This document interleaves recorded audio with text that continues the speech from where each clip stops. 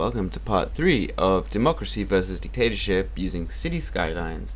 And in this episode, I basically adapt the highway a bit and continue it to a sort of outside the town industrial area, a very small one, because I don't know how well my roads can handle traffic. I have decided that my Autobahn should be 2 lanes because I think that is way more realistic for a European city, and I'm gonna contrast that for my police state dictatorship city because I don't know, but about you, but I remember seeing in North Korea ridiculously huge roads completely empty and devoid of cars, and hopefully that's the sort of effect I want to go for.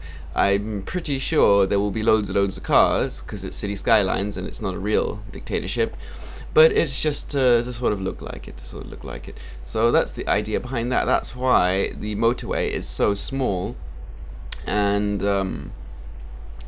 because it's going to contrast the huge motorway in the next city. So, I don't know if I'm gonna. I think I might add it so it's no speed limits on my highway to reflect Germany a bit. Because why not? Because why not? I want to make this place very, very liberal and free and like the complete opposite to a police state.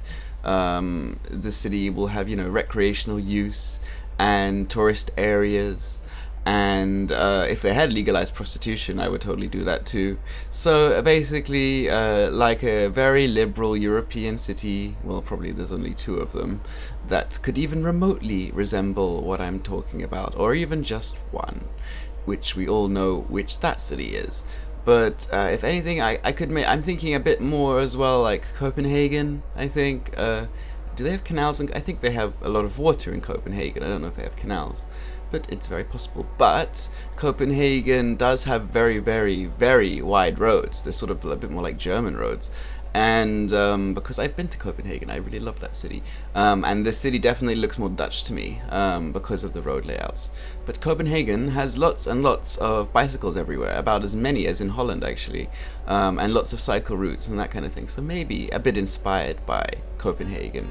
Unfortunately, the buildings in Copenhagen are a bit bigger, actually. They look more like the Berlin-style buildings that you get in this game. But yeah, there's a bit of Copenhagen there. I thought about adding in each theme park, a theme park to each city, just because of City Planet Coaster, but also because Chernobyl had a theme park. And so does Copenhagen, which has Tivoli, which I've been to, which is quite impressive how they managed to fit a fairly decent theme park right by a city. I mean, it's okay. They even have a roller coaster, and the roller coaster was actually the best thing about it, but it's a very, very short roller coaster. It's not a lot of space in Tivoli, so they can only really have height rides. But it's really cool. It's really cool that they have such a nice theme park right by the city center. I think Scandinavia does that quite a lot actually, with theme parks by the city center. So I'm going to do something like that. Of course, it's going to be more like a theme fairground in the Dutch side, in the liberal side, and in the police state side, it's going to be like Chernobyl's theme park a bit, just with a Ferris wheel and some circusy like things. Like a much more boring one with less intense rides. Because also in China and North Korea they have these really, I wouldn't say pathetic, but these strangely not very exciting, but they don't look very well kept theme parks, which are a bit of a joke compared with other theme parks, real theme parks. But that's sort of the idea behind that. I'm just sharing some ideas with you that I will implement later on. I remember saying to you guys how the 500th subscriber will be getting something named after him or a city, but I don't know if a city will work because the person who is the 500th subscriber will not sound good as a city name. So I have decided to name a stadium after after this person. I'm not sure whether the stadium will be the Police State Stadium or if it will be in the Liberal City Stadium. But the person who has won as the 500th subscriber is called the Bath Games. Great name. Now you see why I didn't want to add a city name to that. So congratulations, the Bath Games. You are having a stadium named after you. And if there's anyone else who has any ideas or wants something named after them, leave me a comment, and if I like the comment enough, you might very well see your name appear as something in the city. So just let me know and I will get back to you with that. So we've had a lot of stuff talked about today. I will leave it there and I will see you in the next part where more things will be happening and I will have more things I can talk about. Bye for now.